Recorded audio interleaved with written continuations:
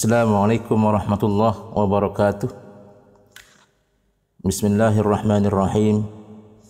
Alhamdulillahi rabbil alamin. Wabihi nasta'in ala umurid dunya waddin. Assalatu wassalamu ala ashrafil anbiya'i wal mursalin, Sayyidina wa habibina wa syafi'ina wa qurrati a'yunina wa maulana Muhammadin wa ala alihi wa sahbihi wa man tabi'ahum ila yaumiddin. Rabbi shrah li sadri wa yassir li amri wahlul 'uqdatam min lisani yafqahu qawli. Wa qala al-musannif rahimahullahu ta'ala wa nafa'ana bihi wa bi 'ulumihi amin ya rabbal alamin. Ayyuhal ikhwan fillah rahimakumullah. Alhamdulillah saat ini kita bisa bermuassalah melalui kajian kitab akhlak, yaitu kitab Taysirul Khallaq, yang pada kali ini insyaallah kita akan membahas tentang adabul muallim, yaitu tata keramanya seorang pengajar atau tata keramanya seorang guru. Ini menjadi sangat penting sekali untuk kita ketahui, untuk kita pahami, terutama bagi kita yang berprofesi sebagai seorang pengajar. Mengajar apa saja? Apakah mengajar di lembaga pendidikan Islam, ustadz, ustadzah, guru atau dosen, atau mengajar apa saja? Karena biasanya pada umumnya masyarakat itu terbangun ya pemikirannya bahwa yang harus melaksanakan tata krama atau adab itu adalah murid atau pelajar. Jadi pelajar harus begini, harus begitu. Tapi kita lupa bahwa sebenarnya suksesnya suatu pendidikan itu, kata Imam Ghazali, ada tiga unsur. Yang pertama adalah orang yang belajar atau pelajar. Yang kedua adalah yang mengajar atau guru. Yang ketiga adalah orang tua.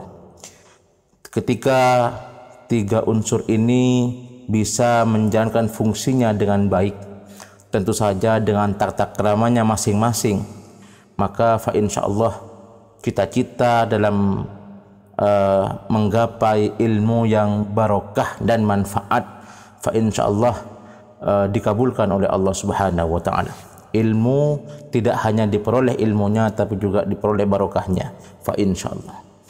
Maka dengan hal ini kita harus membangunkan kesadaran kita bahwa seorang pengajar, seorang guru juga memiliki tanggung jawab untuk bertata krama terhadap dirinya sendiri, dan tanggung jawab akan bertata keramanya seorang pengajar atau seorang guru itu sebenarnya lebih besar daripada tata keramanya yang ditanggung oleh seorang pelajar.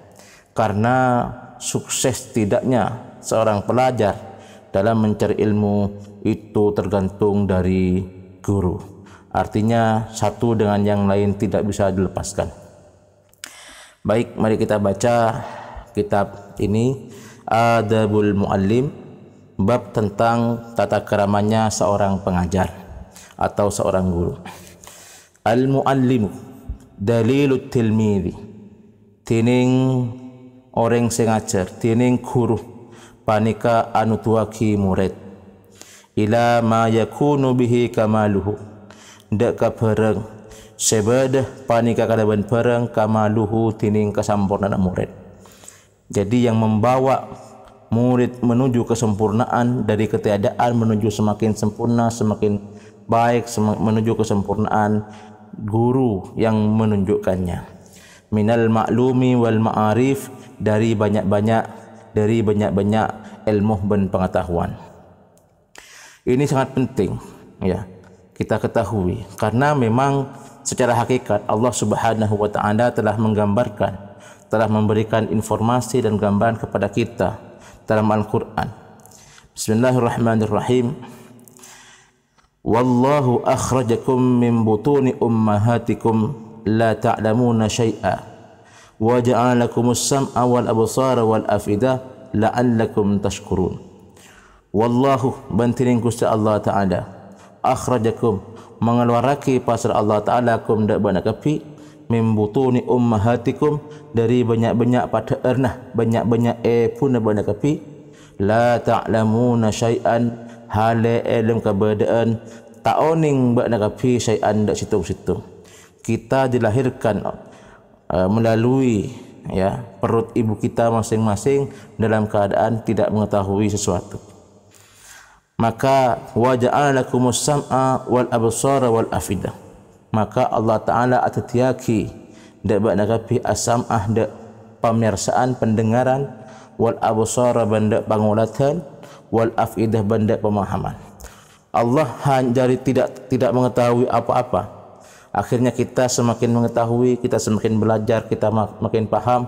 Allah memberikan modal kepada setiap kita itu secara umum ada 3. Modal kita untuk belajar itu adalah pendengaran kita, yang kedua penglihatan kita, dan yang ketiga adalah pemahaman kita. Artinya apa? Dengan begini, dengan adanya telinga, mata dan pemahaman, hati yang bisa memahami, maka kita berpotensi untuk mengetahui sesuatu. Kita memperbaiki diri, kita bisa belajar menuju tingkat kesempurnaan. Itu. Maka dalam ayat yang lain Allah Subhanahu wa taala juga berfirman, bismillahirrahmanirrahim, hal ata 'alal insani hinun minad dahri lam yakun syai'an madhkura. Ponapah Allah datang al insani atas manusia hinun minad dahri situng masa lam yakun syai'an madhkura sikak dimah tak ada tining manusia panika syai'an madhkura panika situng-situng sepatot sebutaki. Inna khalaqnal insana min nutfatin amsyajin nabtalihi faja'annahu sami'an basira.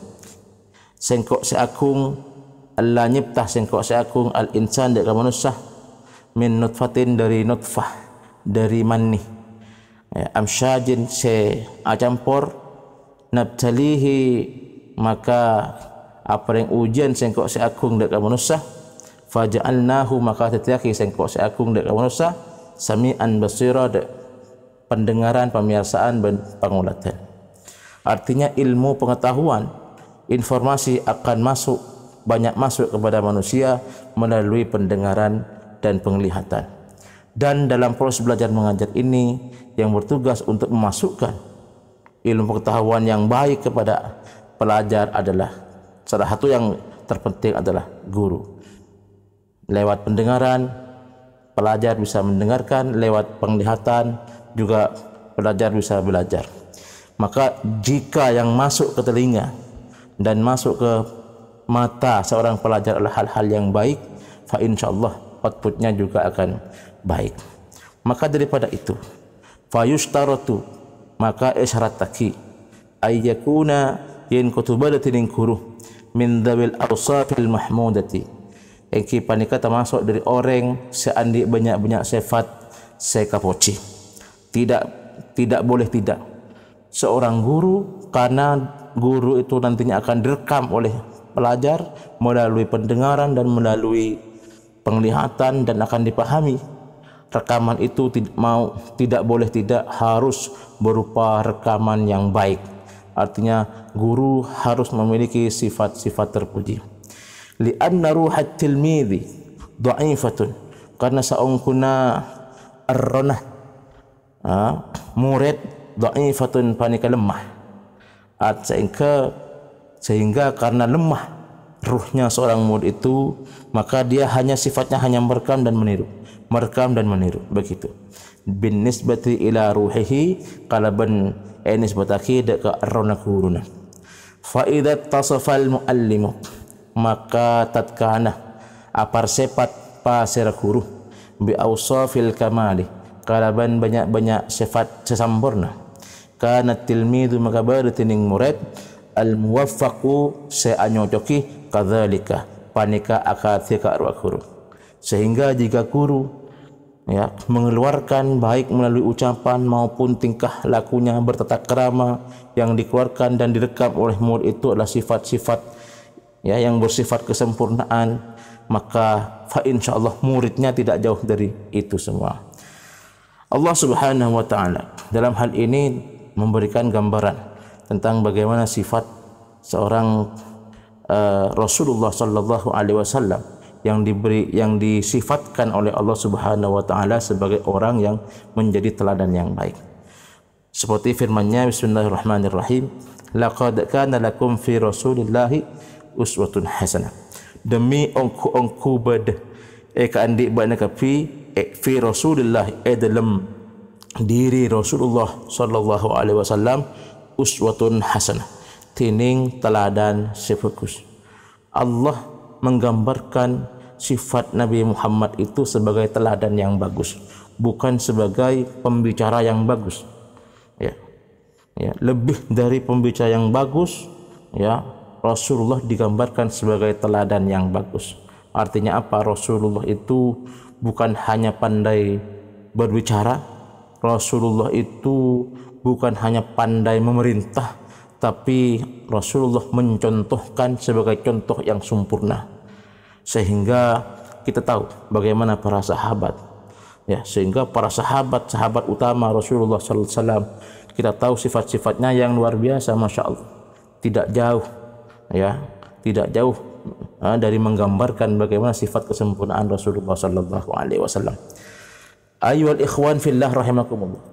Maka Allah Subhanahu wa taala juga memberikan gambaran tentang pentingnya seorang pengajar, entah itu guru, entah itu orang tua sendiri atau siapa saja yang berposisi sebagai pengajar, harus memiliki sifat sempurna. Seperti misalnya dalam firman Allah Subhanahu wa taala, bismillahirrahmanirrahim, wal yakhshal ladzina law taraku min khalfihim dzurriyyatan dhi'afan khafu 'alaihim falyattaqullah wal yaqulu qawlan sadida. Wal yakhshal ladzina ban becek waktu takut orang banyak, law taraku lamun sakena ating kelaki pasal orang banyak, min khalfihim dari generasi ibu dina orang banyak, dzurriyyatan dhi'afan dak generasi dan nak foto selemah. Kita oleh Allah ya diharuskan, seharusnya kita itu takut jika kita meninggalkan generasi di belakang kita itu generasi yang lemah. Khafu alaihim, seka dima pada takut pasera orang banyak, alaihim atas banyak-banyak nak foto.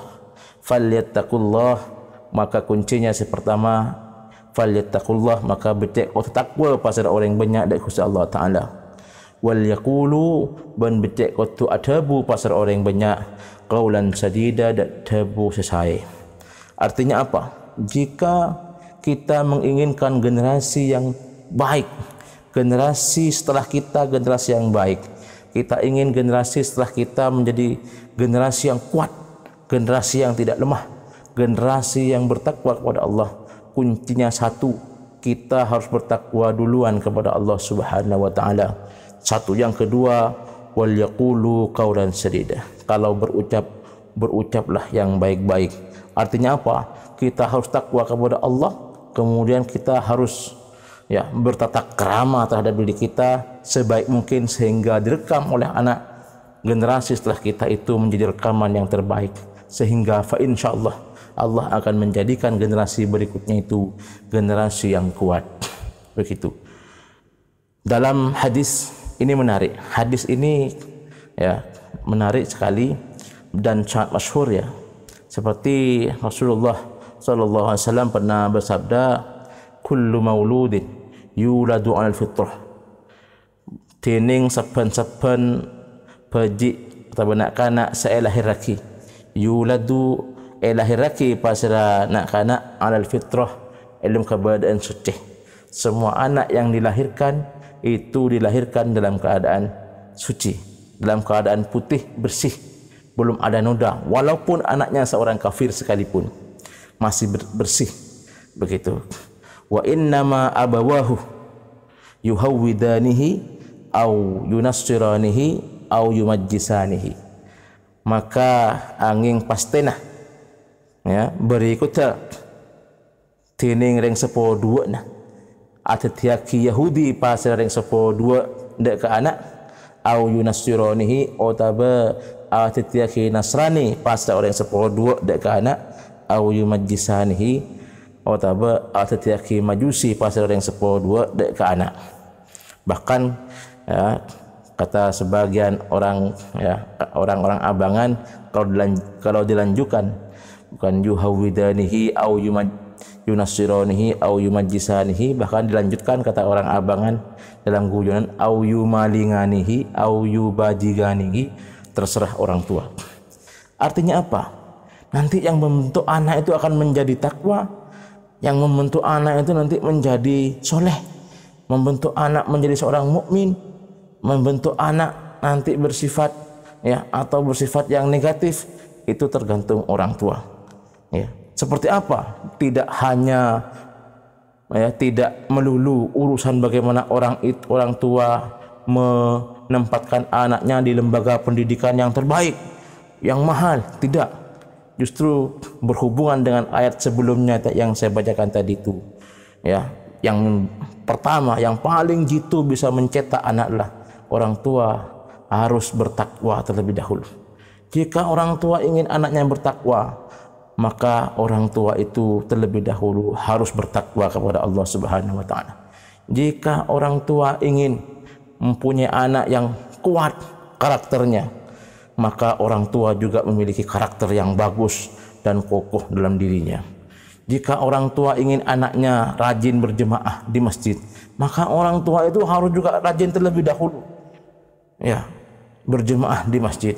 Sebaliknya, jika orang tuanya memiliki sifat-sifat yang ya tidak terpuji, naudzubillah, tsumma naudzubillah, bagaimana dia bisa ya membawa anaknya menuju jalan yang baik, jangan bertakwa, muslim, mukmin, muhsin, muttaqin, akan sulit rasanya kecuali Allah Subhanahu wa taala berkehendak yang lain.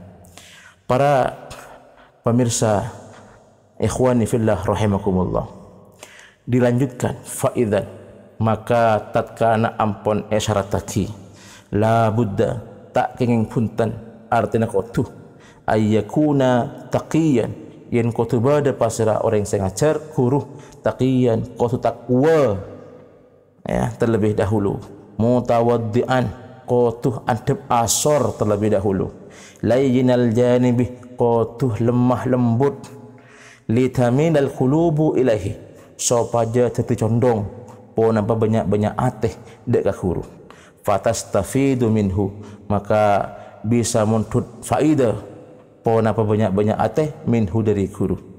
Sehingga jika guru itu sudah menjadi takwa, guru itu sudah antep asal, memiliki tata krama yang bagus, akhlak yang bagus, lemah lembut, maka hati yang dimiliki oleh para murid akan condong ya kepadanya sehingga bisa mudah mengambil faidah dari apa yang diajarkannya. Wa ayyakuna ban kutubadatin guru haliman panika kutu sangat sabar andi sifat halim ya, wa quran torcet mikah berwibawa liyuktada bihi sopaja etoro pasira kalaban pasira guru kalaban pengajarna supaya guru itu bisa diikuti. Maka guru itu harus punya sabar, guru itu harus punya sifat berwibawa. Ya, bagaimana agar bisa berwibawa? Ya harus dibangun mulai dari cara bersikap, dari mulai cara berguyon, bagaimana cara berpakaian. Ya, ini harus hati-hati karena itu memiliki dampak yang mungkin kita remehkan dampaknya itu di awal, tapi ya tanpa kita sadari akan ya tidak bagus di hari kemudian. Wa ayyakuna dha rahmatin litalamid ban kutubadatin kuruh panika orang seandi rasa belas deka banyak-banyak murid, syafiqan alaihim lemah lembut atas banyak-banyak murid, lita'zuma raghbatuhum fima yulqihi ilaihim supaya teti akung teti raja raubatuhum pon apa pangale bura banyak murid fima dalam barang yulqihi semada pak pasal guru dek ka barang ilaihim dek ka banyak murid, agar supaya apa nanti yang akan disampaikan murid-murid itu menjadi senang, maka guru itu harus berhati-hati, harus memiliki sifat yang mulas asih, harus lemah lembut, sehingga murid merasa nyaman dengan guru itu. Bisa dibayangkan bagaimana jika seorang guru dari awal sampai akhir isinya muring-muring, maka bagaimana perasaan murid itu? Ya, tentunya dapat kita rasakan.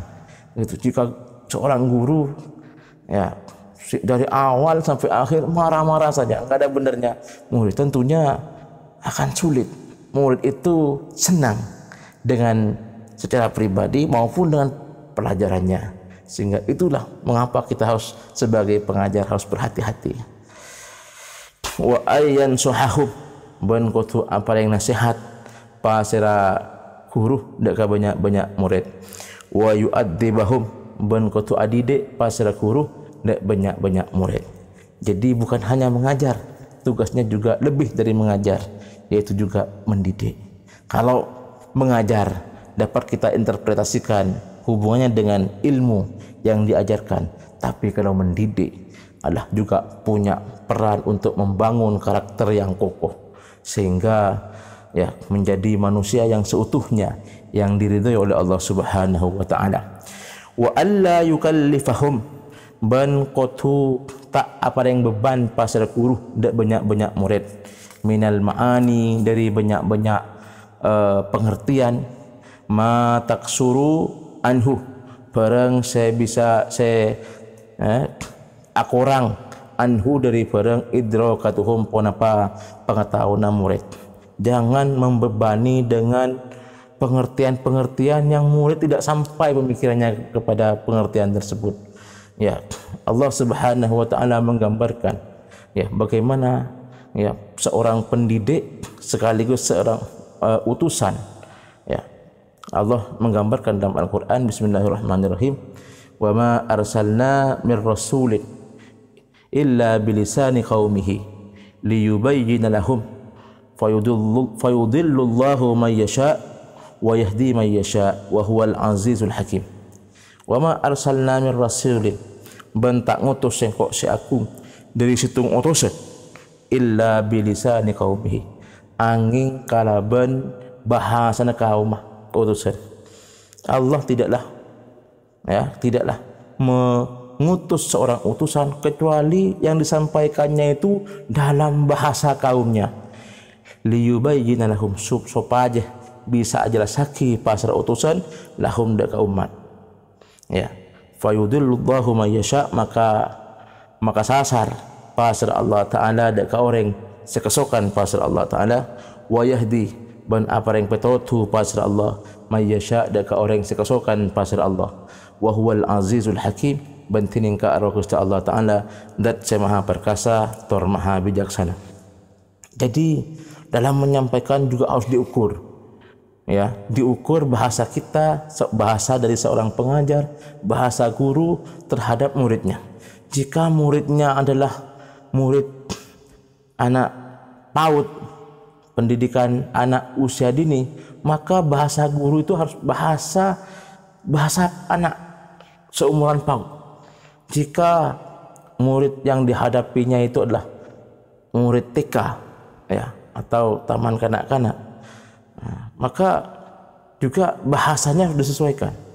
Ya, tidak boleh menyamak walaupun dirinya merasa pintar, merasa hebat, menguasai ilmu tertentu. Ketika berbicara dengan orang awam, maka bahasanya juga harus disesuaikan dengan keawaman para pendengarnya, sehingga apa yang ingin disampaikannya itu lebih mudah diterima oleh para pendengar, terutama dalam hal inilah para murid.